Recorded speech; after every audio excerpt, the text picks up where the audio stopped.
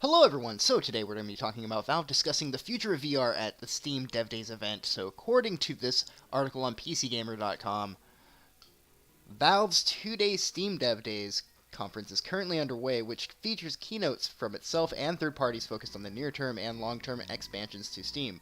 It's also an opportunity to show off VR peripheral prototypes and designs such as the new Steam VR controller. More on that in a moment. VR is one of the hottest categories in gaming right now. Support for the VR was only added to Steam 6 months ago, though developers have already published more than 600 VR experiences.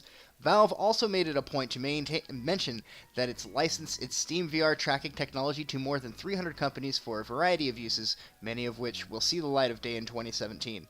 While this year was primarily focused on getting headsets out the door, next year should see a bevy of product releases and supplementary technologies. This event isn't open to the pub. A little tongue-tied there. Let me try this again. This event isn't open to the public, nor is there a live stream for it. This means that we're mostly relying on Twitter updates for what's happening, which can be short on details. That said, we've uncovered some goodies. So it appears as though this is the Valve controller. It's like you can see the trackpad on each side. Looks like there's buttons. I don't know. We'll see. One of them is an aforementioned prototype Steam VR controller. The new design lets users open their hands to pick up and drop virtual objects without having the controller fall to the floor. Again, details are sparse here, but it looks as though the controller straps around the hand or wrist. That is something Oculus initially tried to do, but ultimately abandoned, so it will be interesting to see what Valve's approach is. Valve also revealed that there will be a new Lighthouse base station released next year. In addition, it wants to make its Lighthouse tracking technology as open and standardized as Wi-Fi. So I don't know exactly what we're looking at here. I've never heard of that before, so maybe it'll explain. The other big news coming out of Steam Dev Days so far is that Valve's $49 Steam Link accessory will be integrated into future Samsung Smart TVs. Steam Link lets you stream games from your PC to other devices such as your TV, and it seems to be the logical next step. It's also a big win for Samsung, which last year announced that some of its smart TVs would gain access to Sony PlayStation's Now streaming service. With this latest development, there could be Samsung smart TV models that support both within next year. So this is pretty sweet. I'm more interested in that last bit of news. A Steam Link and a PlayStation Now subscription support on your TV. That's pretty awesome. But yeah, so I guess where we should go is right there, that controller. That looks pretty interesting. I probably would never use it. I'm not planning on getting VR myself, and if I do, it's probably going to be the PlayStation VR. I already have a PS4, so I don't have to go build a new PC in order to get one, even though I do want to have a PC that does run VR games. But I don't know. I think VR might be the wrong direction because we can't get as immersed. We don't have the technology to get as immersed as the gaming industry is trying to sell us that we can become as immersed. I'm failing to describe this how I'm wanting to, but what I'm saying is they're essentially doing, in my opinion, what No Man's Sky did about their game, but with VR.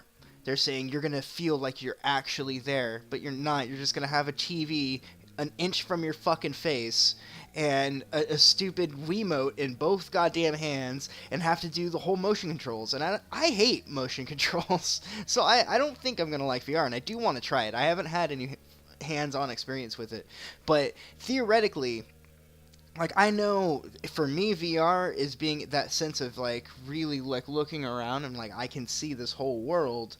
I'm not gripping onto two controllers. Like, I feel like I can move my hands completely, like some sort of sensor on my hands, and being able to smell and feel, like, that's a big part of it if it's not there. And my expectations are rather high. So when they're like, hey, this is VR, it's like, no, you're putting literally a screen so close to my face that I'm going to sweat after 15 minutes, and a big goddamn headset to my face, or to the rest of my head. It's gonna vaguely resemble a trap from motherfucking Saw, and I just don't see that as being VR. And then a couple of PlayStation Move wands in my hand. I don't see that working. To me, I just see it on a rather like practical level. It's like, no, you're just strapping a headset to your head and putting a TV. Like I can put my face an inch from the screen, my computer screen. It doesn't mean that I feel more immersed. My eyes are just gonna hurt. So like I said, I haven't had any first-hand experience, so I can't say that's entirely the case. But I feel like it's a pretty safe bet on it being more or less the case once everyone gets their hands on it and be like, hey, wait a minute, they just put a big fucking screen next to my head. But I know there's more to it than that because it tracks your head movement and your hand movement. But basically, what I'm trying to get at is, and it took me a while to get to this. I just realized it's like 2 minutes to get to this point. We're being sold on our imagination. We're being sold this product based on how our imagination sees VR.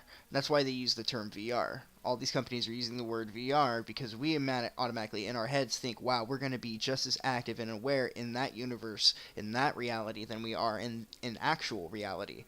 And whether or not that's our actual intention, it's how it's coming off. Because virtual reality is not possible with our technology right now. It's just not. I want it to be, but we are a couple of decades away, and maybe one day. But what all of us think is VR is, in my opinion, absolutely impossible and rather impractical compared to just giving me a controller, a nice headset, a nice pair of headphones, and a nice TV screen with some good resolution and some optimization. And if you're still here, I've been rambling for like 7 minutes. If you're still here, here is my biggest pet peeve with VR, is the frame rates in the resolution and graphics don't match actual reality. So we can't even make a game come out on the PC that runs at 60 frames per second in 1080p. Do we really want to be focusing on making something actual resolution for reality? Because can you imagine some of the bugs? Like, imagine VR and falling through the floor. That's not going to be fun. Or glitching out in a thing and just like give you some sort of epileptic like shock. I'd imagine, like, how sometimes the ragdoll will get caught on a corner or something and it just jerks around a bunch really fast. Like, what if it does that from first person and all you can see is the whole world just fucking shaking around? Like, I can just see a lot of rooms for error, and this is something I actually haven't talked to anyone about before, but there's such a large room for error and such a small margin for success, but they're going to sell this no matter what they do, and all these companies they're going to at least make their money back. Maybe a little bit extra, but I wish instead of all these companies doing VR that we could just focus all of that energy and all of that creative thought that's being used to try to put your brain into VR, which is a nice thought, but we could be focusing on, making our games work now, making them meaningful and heartful, making every game have a story that is impactful, sort of along the lines of like Spec Ops: The Line. That game stuck with me for many years, more than, say, like Call of Duty each Call of Duty game should be like Spec Ops: The Line, where you're like, this is just a regular shooter, and by the end you realize it was like directed by Stanley Kubrick or some shit. But we're essentially with VR trying to go to Mars before we can reach the moon, in my opinion. But I'm gonna go ahead and end this video there. So thanks everyone for watching. I hope you enjoyed the video. I've been away for a few days. I apologize for that. There just hasn't been any good stuff to report on, and I figured now I found some stuff I wanted to give my insights on. It's probably why I was so charged up for, damn near a 10-minute long video ranting about VR. But anyways, my name is Everdread. I do gaming news basically every day, except for the last like 3 days. But if that's your sort of thing, if you like hearing from me, feel free to subscribe, and if you have anything to say, feel free to comment on the comment section below. So I'll see you guys later.